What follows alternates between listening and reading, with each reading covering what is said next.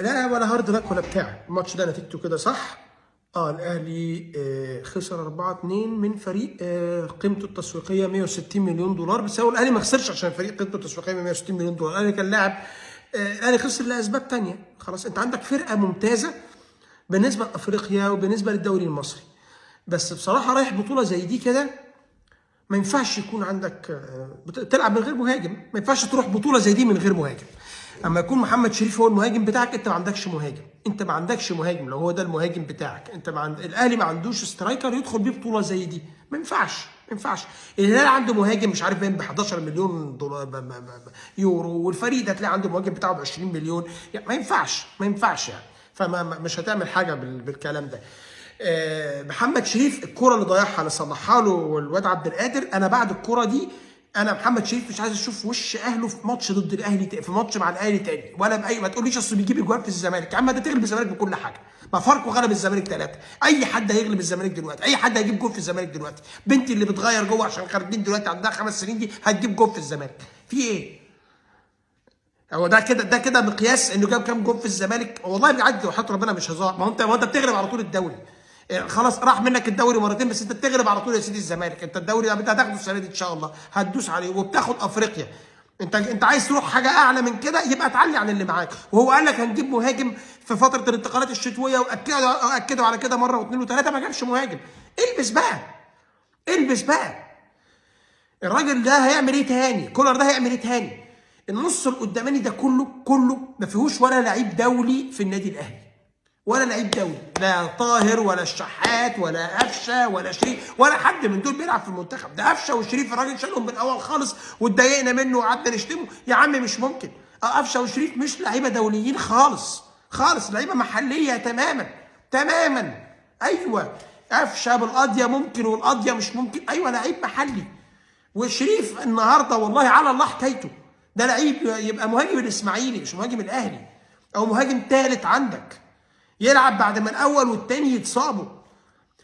بيرسي تاو يا اخي ارحم بقى ميتين ابونا بقى، ارحم ميتين ابونا وروح يا اخي في اي مصيبه تاخدك.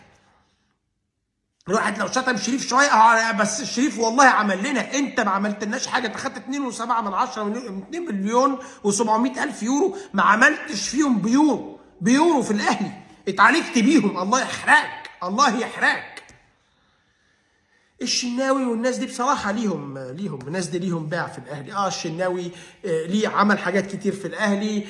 يغلط غلطه خلاص خير. الواد الباك رايت اللي ضرب الواد واتطرد، دي كلها حاجات فيها كده. انا الوحيد اللي مش قادر خلاص ناحيته تماما هو ما فيش الواد شريف. الكره اللي ضاعت ديت مش قادر خلاص. انا دي خلاص يعني انت مهاجم وده دورك. بيرسي تاو ما فيش. طاهر محمد طاهر والله الواحد يعرف زمان وحياة ربنا كان برضو الفاولات كان ابو تريكه بيعمل كده يبقى الكره راح على عماد على راس فلافيو. لو عمل كده تبقى راح على عماد متعب. ده لو عمل كده يبقى هيطرطر. لو كده يبقى هيشخ. فعلا بيشخ وهو بيرفع الكره. مش كوره، ده واحد داخل بيعمل كاكا في وشك كده. ايه يا ابني؟ مفيش ولا كوره على راس واحد ولا على رجل واحد، ولا بتشوط شوطه على جون، ولا بترفع كوره على بدماغ واحد، ولا بترقص واحد وتكمل، ولا بتباصي باصه بينيه. بتنزل ليه؟ نزل واحد خامس ورا يا عم في الدفاع يقفل. ده بني ادم وبا طاهر محمد طاهر ده وبا. خلاص يعني انا الفرقه على فكره نتيجه ممتازه انك تبقى رابع كاس عالم للانديه. دي نتيجه ممتازه، بس انت في حاجات معينه خلاص بقى. يعني انت بتعلى دلوقتي بطموحك من الدوري المصري ده خالص ومن العك ده كله. الناس دي ما تفرحش بيها. الناس دي مش مركزها انها تبقى معاك. طاهر محمد طاهر والطقم ده كله خلاص مركزه مش معاك. انضف بقى وعلي. كولر ممتاز. تشكيلاته ما بتعجبكش ساعات على عيني وعلى راسي، بس باللي معاه ده ممتاز. افتكر تاني النص القداماني كله ما فيهوش ولا لعيب دولي واحد. خلاص يعني شريف بيتاخد عليه 4 مهاجمين في المنتخب. قفشه بيتاخد عليه 3-4 بلاي ميكرز في المنتخب. حسين الشحات ممكن يبقى احتياطي رابع في المنتخب ده لو اتاخد، ما بيتاخدش اصلا. طاهر محمد طاهر يعني طبعا مش مستحيل يتاخد اصلا.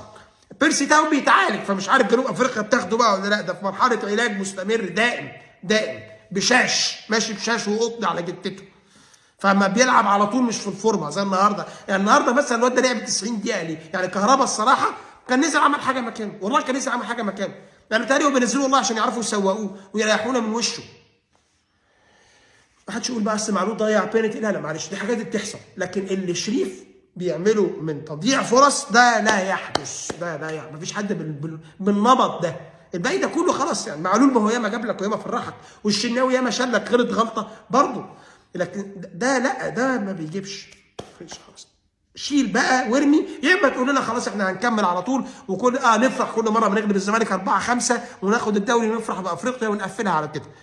خلاص عليت طموحي، اعلى بيا بقى وغير شويه قدام واصرف كتير قوي، عشان المهاجمين دي مش رخيصه.